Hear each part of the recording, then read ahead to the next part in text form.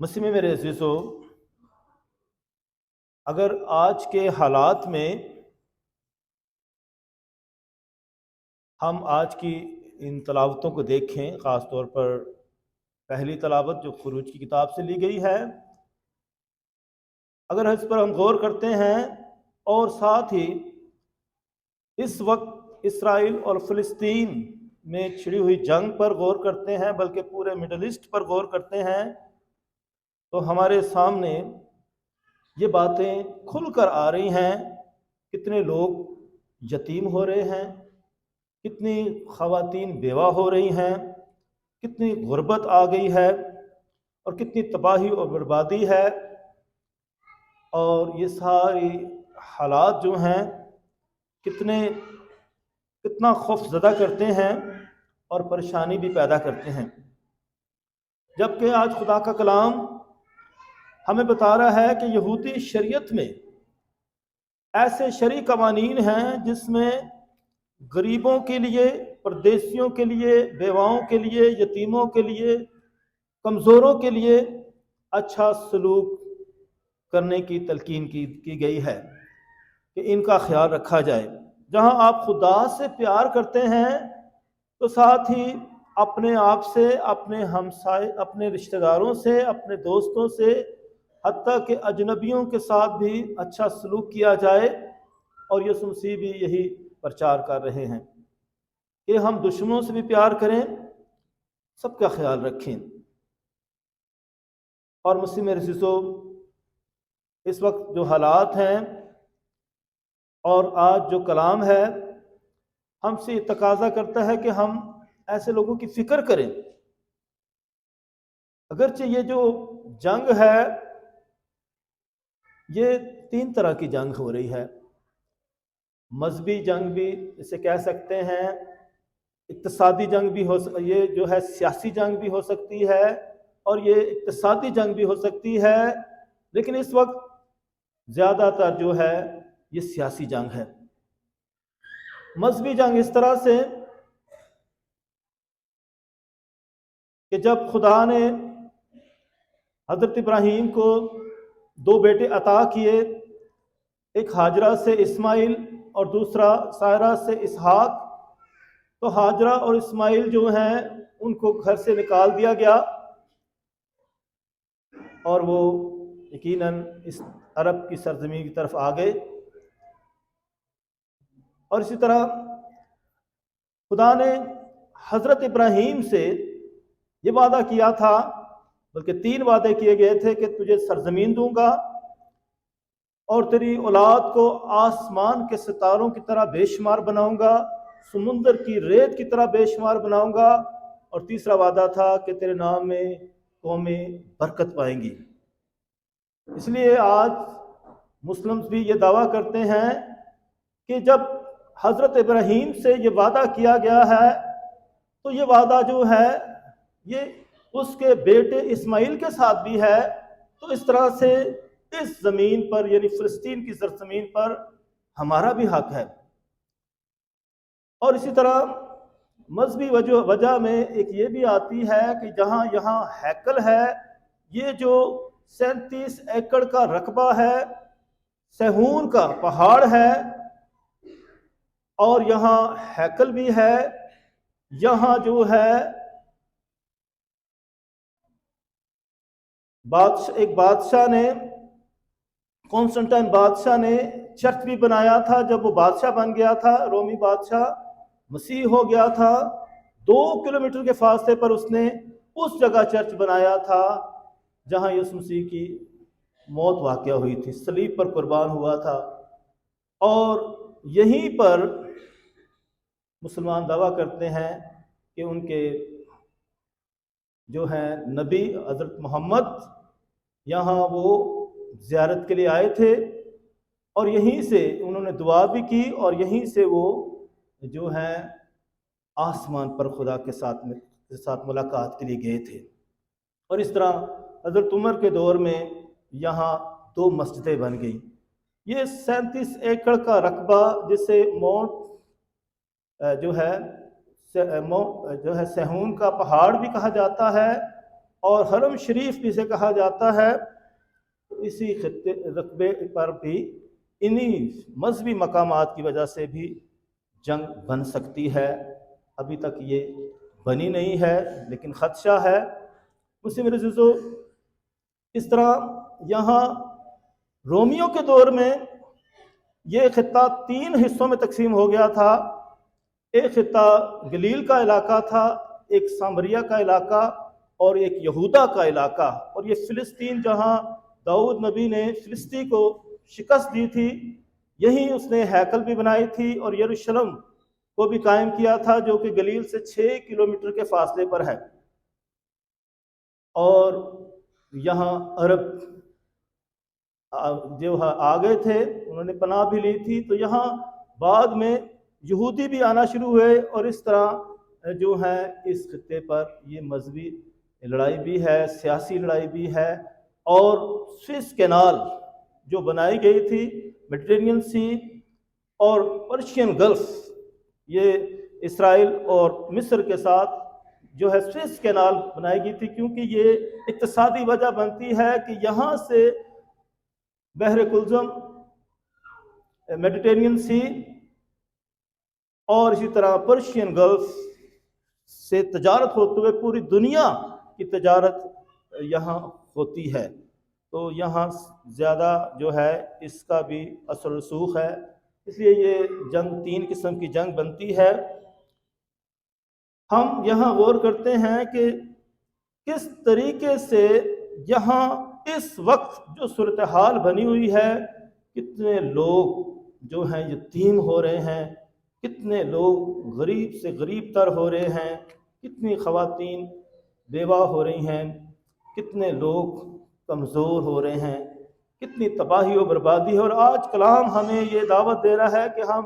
ایسے لوگوں کی فکر کریں۔ خدا بنی اسرائیل کو بھی کہہ رہا ہے تم اپنی اسیری کو یاد کرو، تم مصر میں بھی اسی طرح پردیسی تھے، غریب تھے، تم پر بھی ظلم ہوتا تھا، اور تم اب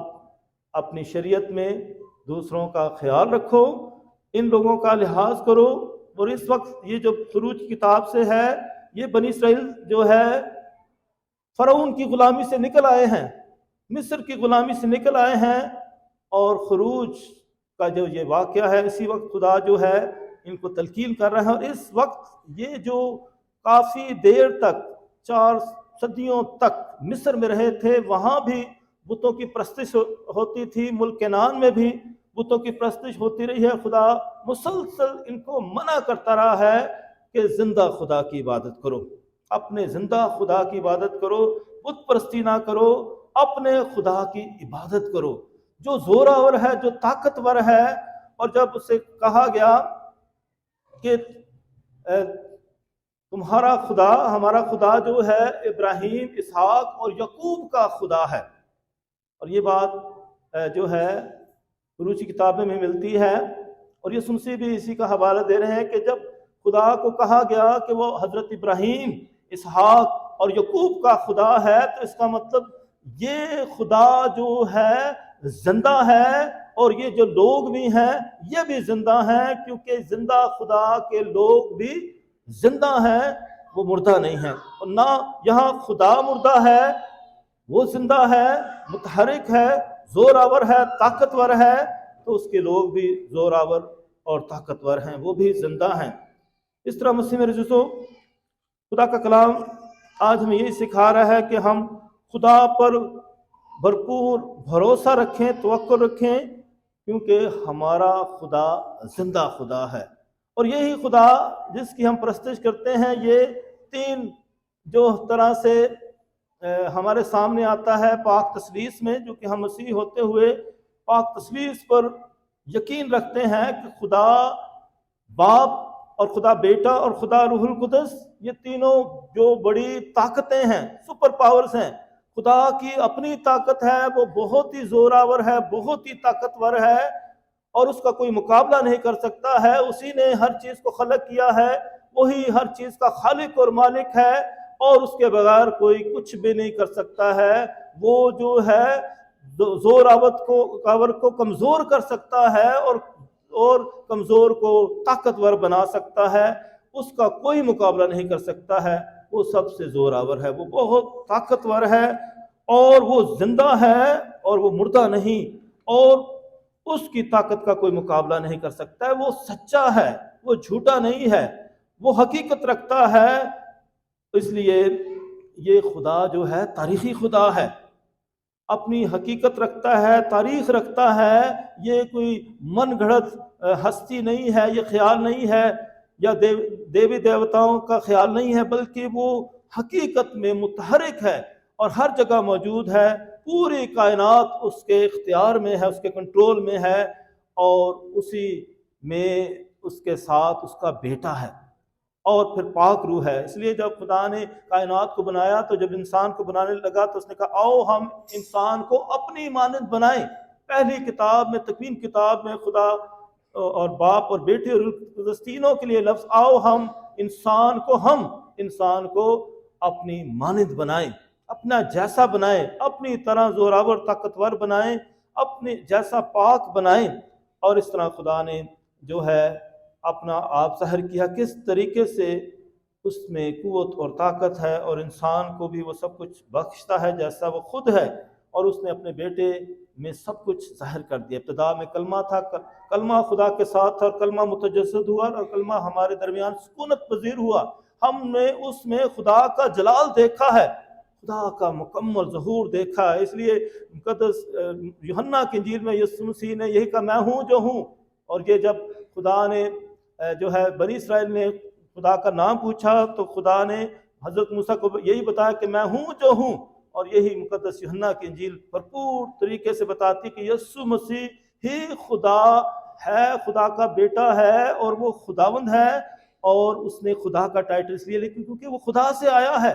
اسی طرح اگر یسوع مسیح کی طاقت کو دیکھنا چاہتے ہیں، زور کو دیکھتے چاہتے ہیں، اس کی کتنا سپر پاور ہے، تو آپ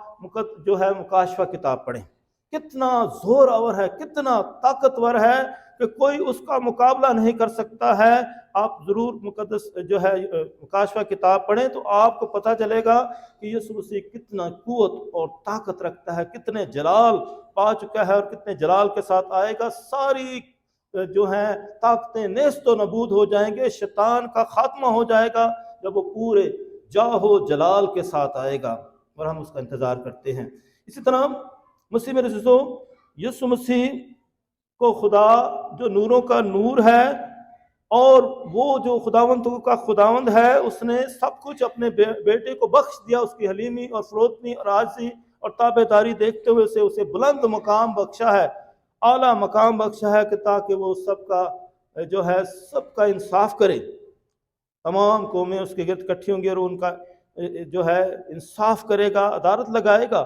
اس لیے مسیح رضو خدا نے بیٹے کو بہت اختیار بخشا ہے، اور بہت قوت دی ہے، بہت حکمت دی ہے، بہت طاقت دی ہے، بہت فضل دیا ہے۔ اسی لیے اس نے اتنے معجزات کیے ہیں، اور وہ کرتا ہے۔ اب بھی وہ اپنے آسمانی باپ کی طرح نورانی ہے اور ہر جگہ موجود ہے،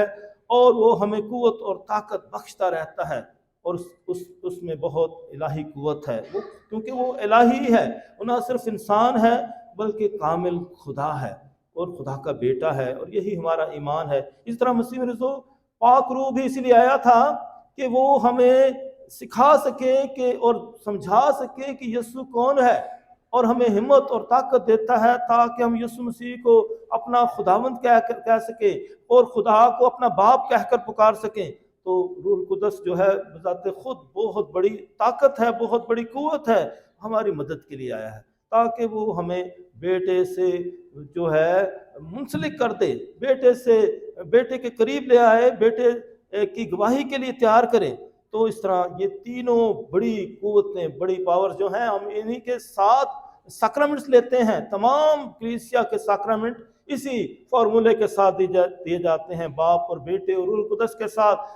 یہ فارمولہ جو ہے، اسی کے ساتھ ہم سارے سیکرمنٹ لیتے ہیں، کیا بپتسمہ اور اس کے بعد کے بھی جتنے سیکرمنٹ ہیں، بلکہ پاک شراکت بھی جب یسوع مسیح کے بدن اور خون میں تیار ہوتی تھی، اسی فارمولے کے ساتھ جو ہے یہ تیار ہوتی، اسی فارمولے کے ساتھ کاہن جو ہے گناہ معاف کرتا ہے اعتراف کے سیکرمنٹ میں۔ مسلم رضو، اس طرح پاک تثلیث بہت بڑی قوت اور طاقت ہے ہم سب کے لیے، ہم اسی لیے کے سامنے جھکتے ہیں، اور اسی طرح خدا جو سچا ہے اور اسی کو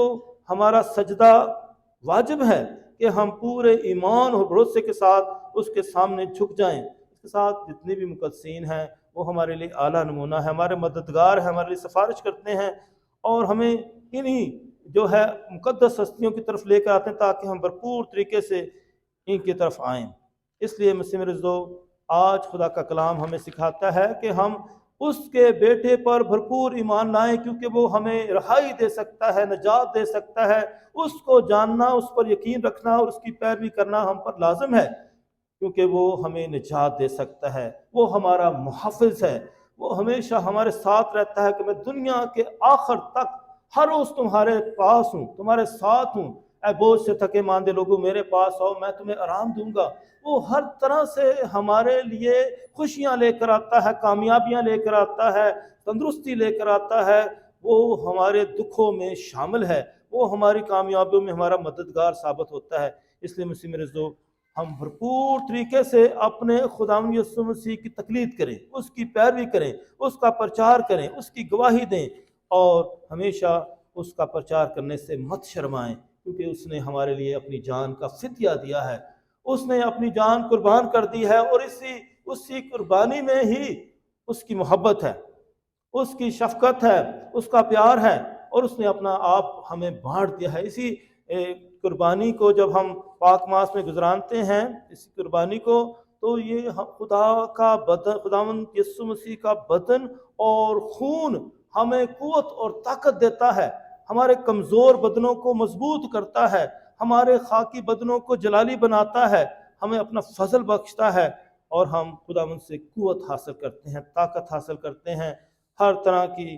جو ہے خوشی حاصل کرتے ہیں۔ اس لیے مسیح میرے عزیزو، خداوند کا کلام آج ہمیں سکھاتا ہے کہ بھرپور طریقے سے اپنے خداوند کے حکموں پر عمل کریں، جو ہمیں ہمیشہ سکھاتا رہتا ہے کہ ہم اس جیسے ہو جائیں۔ وہ ہمیں سکھاتا ہے کہ ہم دشمنوں سے بھی پیار کریں، دشمنوں کا بھی خیال رکھیں۔ مسیح میرے عزیزو، مختصراً خداوند آج خدا کا کلام ہمیں بتاتا ہے کہ ہم خدا اور ہمسائے سے پیار کریں۔ دوسرے لفظوں میں خدا اور انسانیت سے پیار کریں۔ خدا کا کلام جو خدا کی سچائی کو، محبت کو اور بڑے بڑے کاموں کو پیش کرتا ہے، بھرپور طریقے سے اس کو اپنی زندگیوں کا حصہ بنائیں، کیونکہ اس کا کلام بھی جو ہے متحرک ہے، گودے گودے میں اتر جاتا ہے، دو دھاری تلوار سے بھی زیادہ زوراور ہے، طاقتور ہے۔ اس لیے خدا کا کلام زندہ ہے، مؤثر کلام ہے، اور اس کا بیٹا جو ہے وہ جو متجسد ہو کر اپنی جان کا فدیہ دیتا ہے، تو ہمیں یوکرس کی صورت میں اپنا بدن دیتا ہے۔ اس طرح ہم بھی خداوند کا کلمہ بنتے ہیں، ہم بھی جو ہے خداوند یسوع مسیح کی طرح ہو جاتے ہیں جب ہم مکمل طور پر اس کی تقلید کرتے ہیں، جب ہم اس کو مکمل طور پر پہن لیتے ہیں، جب مکمل طور پر اس کی پیروی کرتے ہیں، تو بھرپور طریقے سے ہم بھی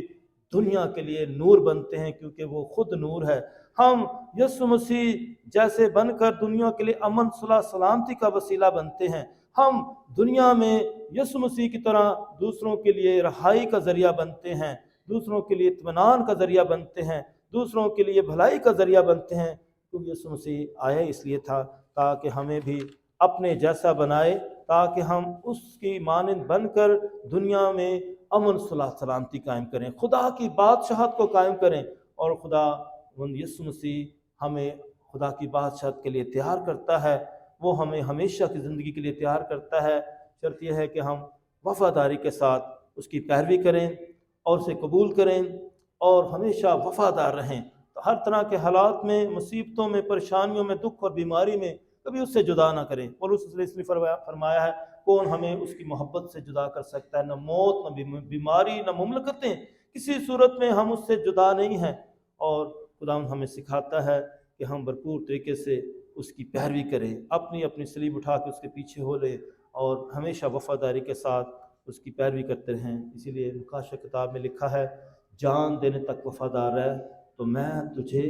زندگی کا تاج دوں گا۔ خدا ہم سب کو ہمیشہ خدا کا وفادار رہنے کی اور اس کے حکموں پر عمل کرنے کی توفیق عطا فرمائے، آمین۔